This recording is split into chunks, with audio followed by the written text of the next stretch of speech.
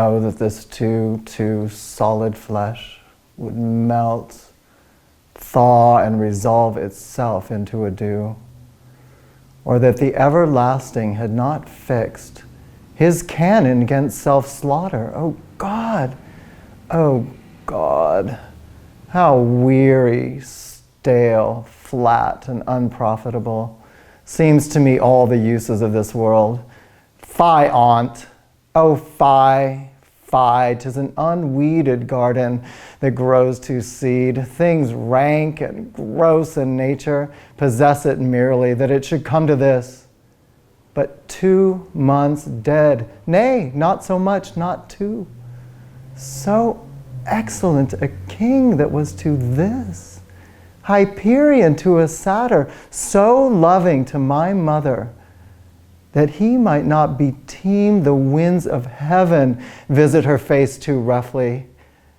Heaven and earth, must I remember why she would hang on him, as if increase in appetite had grown by what it fed on, and yet within a month. Let me not think on't. Frailty, thy name is woman. A little month, or ere those shoes were old, with which she followed my poor father's body, like Niobe, all tears. Why she, even she? Oh heaven, a beast that wants discourse of reason would have mourned longer, married with mine uncle, my father's brother, but no more like my father than I to Hercules within a month. Ere yet the salt of most unrighteous tears had left the flushing of her galled eyes, she married. O most wicked speed to post, with such dexterity to incestuous sheets. It is not, nor it cannot come to good, but break my heart, for I must hold my tongue. Oh, what a rogue and peasant slave am I.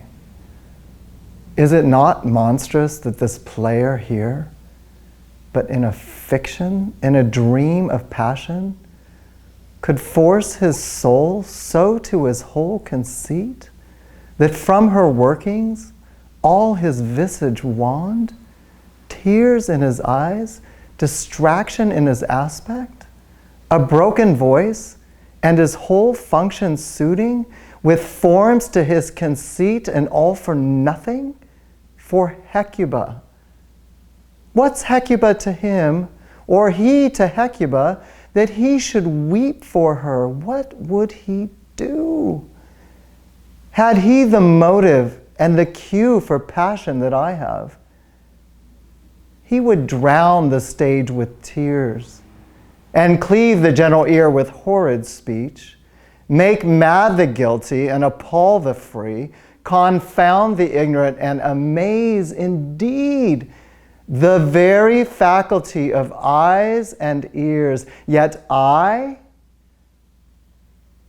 a dull and muddy meddled rascal, peak, like Jonadreams, unpregnant of my cause, and can say nothing? No, not for a king, upon whose property and most dear life a damned defeat was made.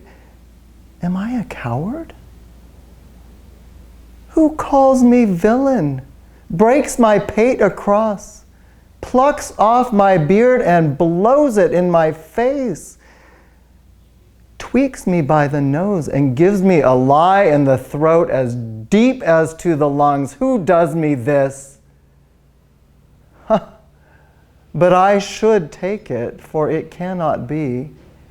But I am pigeon-livered and lack gall to make oppression bitter, or ere this I should have fatted all the region kites with this slave's awful, bloody, body villain, remorseless, treacherous, lecherous, kindless villain. Oh, vengeance! Why, what an ass am I? This is most brave? That I, the son of a dear father murdered, prompted to my revenge by heaven and hell, must like a whore unpack my heart with words and fall a-cursing like a very drab, a scullion, fie upon, foe, about my brain. I have heard that guilty creatures sitting at a play have, by the very cunning of this scene, been struck so to the soul that presently they have proclaimed their malefactions. For murder, though it have no tongue, will speak. With most miraculous organ, I'll have these players play something like the murder of my father. Before mine uncle, I'll observe his looks. I'll tempt him to the quick, if he but blench.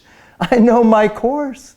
The spirit that I have seen may be the devil, and the devil hath powers to assume a pleasing shape, yea, and perhaps out of my weakness and my melancholy abuses me to damn me. I'll have grounds more relative than this. The play's the thing, wherein I'll catch the conscience of the king.